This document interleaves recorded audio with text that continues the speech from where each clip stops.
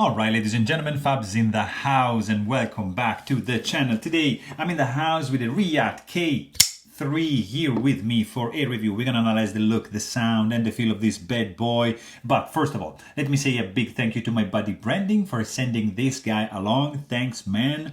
I really appreciate you sending these blades, so I'm able to share my impressions with the community, and it's fantastic. And second of all, don't forget to like this video, and if you're in a good mood, why not subscribe to the channel, because it's free, it's fun, it's fantastic, and you're gonna love it. So let's start, guys.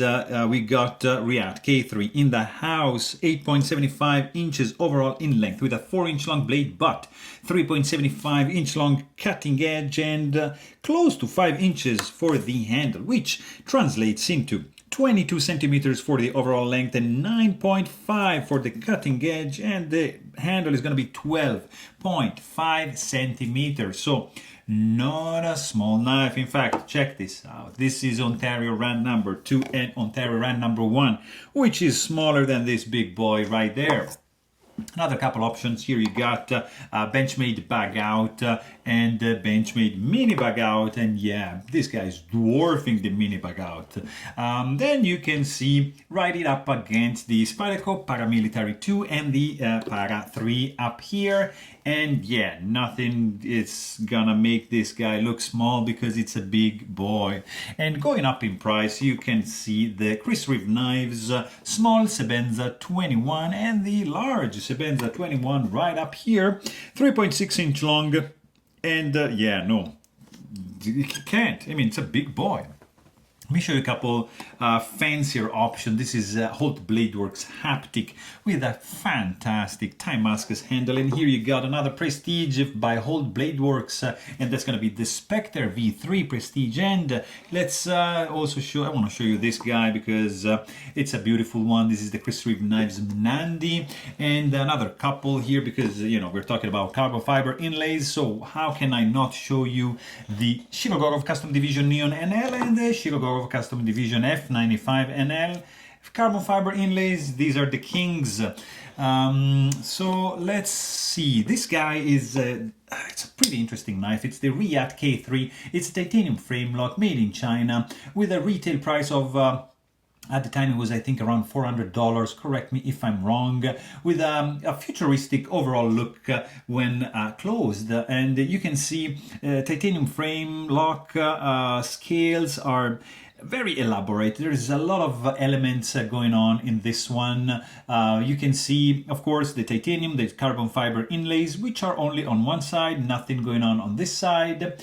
These edgy lines are pretty straight, not many curves going on this one.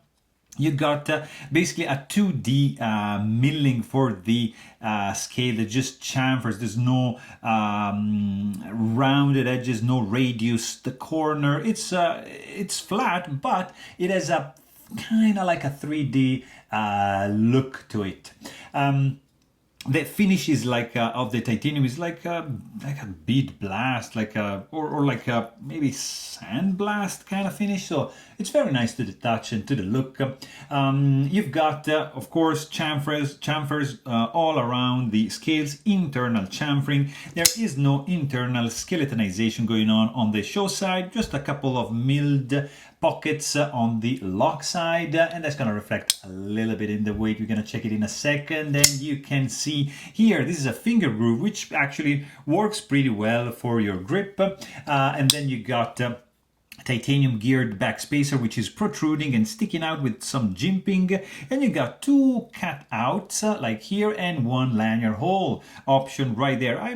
Yeah, you might be able to stick like a lanyard here, but why would you? Like, it's here, so just use that. This back spacer is like halfway through and reaches like the tip at this point, which looks pretty centered to me and well protected from snagging your fingertip and damaging these soft tissues of yours. So you're gonna be pretty much good to go. You got a little bit pointy flipper tab with nice and effective jimping, nice bite and chamfering going on all around. So it's, yeah, you can do the push button, but you're gonna be better off with the light switch action to deploy the blade 100%. Then you got T8 Torx bit screws on the pivot and on the handle screws. To take this guy apart is gonna be a breeze. Also, you can check out my maintenance video if you are interested in how to take care of this guy. These screws are protruding a little bit. You see, they are domed. There's like 3 steps in these spokes here. Not by much. I mean, it's not obnoxious, but these are flush with the handle. So just keep that in mind. I believe this is a spinning pivot, so you might need 2 Torx bit to take this guy apart, but it's gonna be a breeze. I mean, in 5-10 minutes you're gonna be done.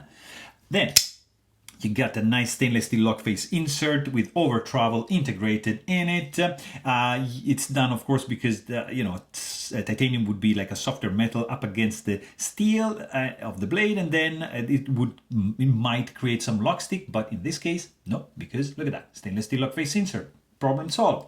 And then you got a very, very interesting pocket clip, nicely milled with a ceramic ball right over here. You can see here you've got the cutout, which is external for the lock bar. The clip is tip-up carry only. You cannot reverse it. It's just going to stay on this side, and it has a nice tension to it. It's going to be retained to the pocket, to the fabric of your pocket in a pretty safe way. But you cannot put it on this side or do it like a tip-down carry. No, just leave it there.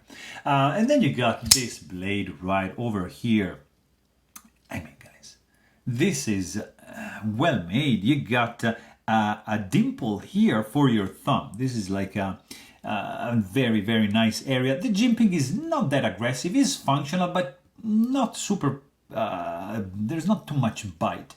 And then you have this indentation here with a different finish to it. It's not satin like the flats or the swedge or the primary bevel, but it has like this orange peel kind of finish and 4 holes going through that. So it might be a good thing, I mean, aesthetically, but practically you might end up with some crud, some gunk, some stuff like dirt into those, and you might want to just consider to clean those.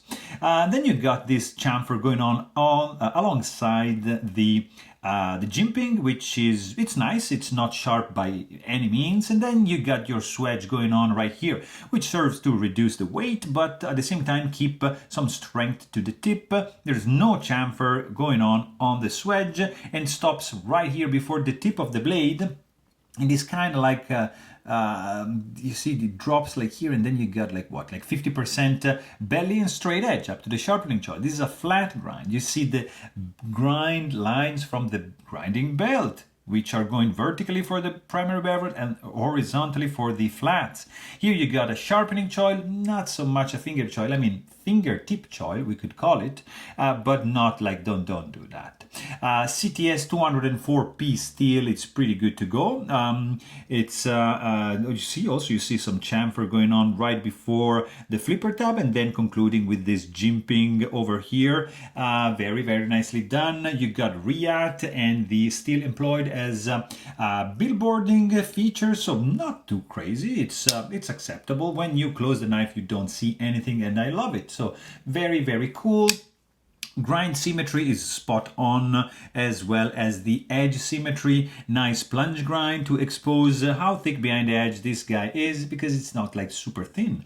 The blade stock, it's like 0.156 inches with a thickness behind the edge of like that, you see, 0.0255. So not super thin, but I mean, it's decent, let's say that.